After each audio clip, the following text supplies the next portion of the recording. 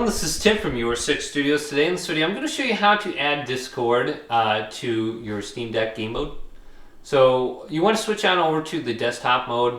If you go down to power, there should be an option to switch to desktop. You can just search for Discord under here and you can download the application in the desktop mode.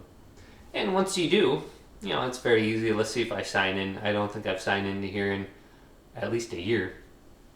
So once I have this, yep, here it is. I have to log in. So once you have it on your Steam Deck, go to Steam down here, and then go to Library. And you have to add it as a non-Steam game. Add non-Steam game. Alright, once you have it on here, find Discord. Should be under the D sections. And I think I already have it added, so it might not show up on here. So you just select it, go to add selected programs, and then go back to the gaming mode.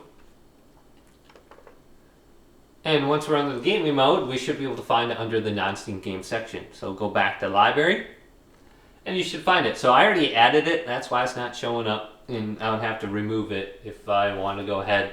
I'll see it back again under that list. So this is kicking in now. Let's press the Steam button, go to Library, non-Steam games right here on the top. Here's Discord. Go to Play.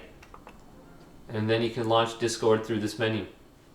So you don't even need to go to the desktop mode anymore. And you can switch back over to your game now once you have this logged in, and you can talk to people while you're playing.